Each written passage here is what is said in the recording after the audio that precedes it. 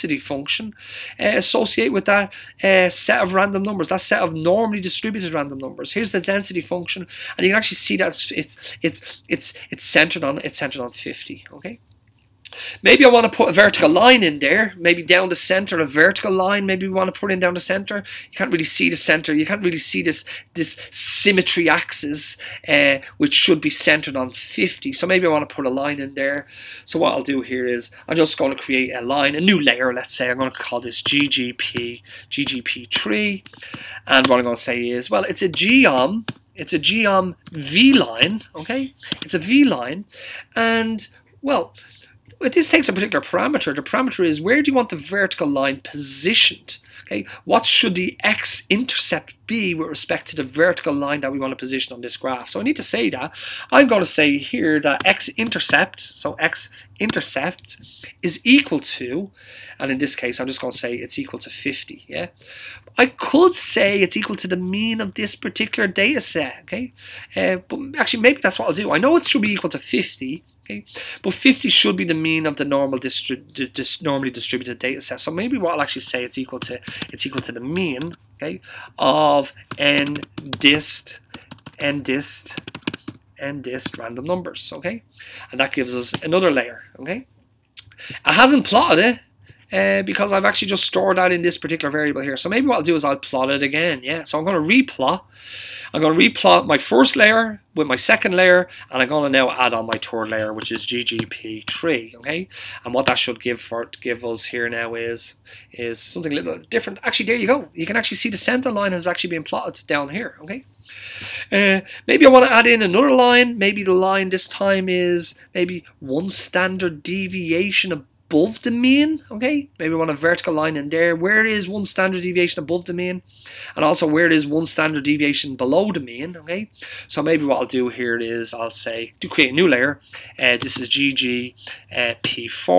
Okay, and what I'm going to say is it's a geom V line. Okay, this V line is going to be positioned at, well, the x-intercept for it, okay, is going to be equal to the mean of the distribution. So it's going to be the mean of the distribution, which is the normally distributed data set that we've just created. So it's n dist random numbers, okay.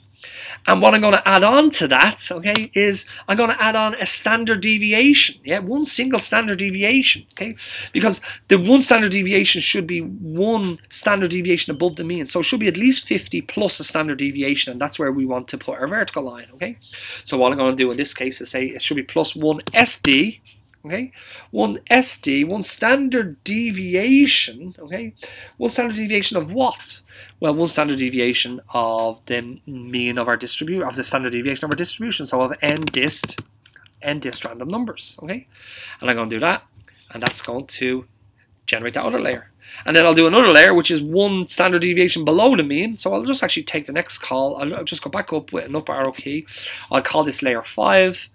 It's going to be the mean of the distribution minus one standard deviation. Okay, that'll give us a vertical line one standard deviation below the mean. Okay, so when we hit that, okay, it didn't plot it, okay, because all we've done is store these vertical lines in these variables.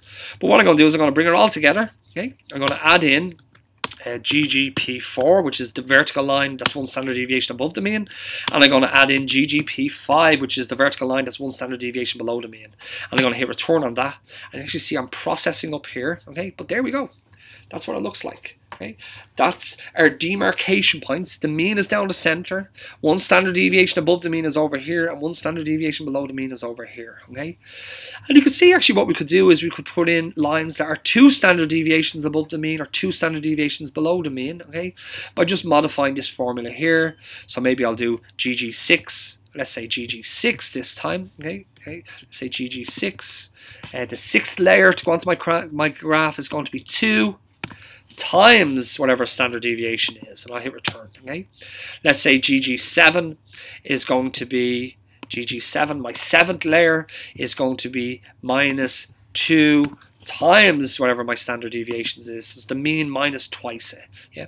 The x-intercept of this vertical line is going to be at the mean of my distribution minus 2 standard deviations below it. Okay. So I hit return. That gives me my seventh let's say layer with respect to this graph. Okay. And I'm going to bring it all together again. Yeah. It hasn't shown these 2 standard deviation lines on either side. Yeah. 2 standard deviations above or 2 standard deviations below. But what we need to do is we need to bring it all back together. So I need to add in my other layers, GGP 6 and GGP 7. Okay, that's 7 layers we've actually done, yeah, with respect to our plot. So I'm going to hit return on that, and you can actually see what we get over here is we get our density function for our normal distribution. We get our line down the center, which is demarcating our mean. We get 1 standard deviation above, 2 standard deviations above, 1 standard deviation below, 2 standard deviations below the mean, and so on. Okay. We could put titles on the graphs. We could put labels on these particular lines. I suppose we could cut the height of the lines just to that it doesn't go all the way up to make it a little bit prettier. But actually, we'll have a look at that in another video. Okay, where we're dealing with actually plotting. Okay, and actually making our plots a little bit better looking. Okay, but actually at this stage, all we've done is we've generated a distribution of random numbers based off a normal distribution. There we go. Okay, we've also generated a distribution of random numbers based off a t-distribution where we specify the degrees of freedom associated with it. We've generated histograms for both of those distributions. Okay, so we've generated histograms, and we've also generated using ggplot, which is a little bit, well, it's not a little bit, it's a more powerful library, yeah, for us to actually generate plots. We've used ggplot, showing you how to use stacking, yeah, okay, to actually stack the frames on top of each other so that we actually get an image, yeah, that contains all of the required components, let's say. Okay guys, once again, this was Jonathan Lambert with the Mathematics Development and Support Service at the National College of Ireland. And this video, another video in our series of videos dealing with your statistical programming language, and more importantly dealing with RStudio and console input and inputting and calling functions through the console. I hope that this was in some way intuitive. And more importantly, I hope that was in some way helpful for you. And thanks for watching.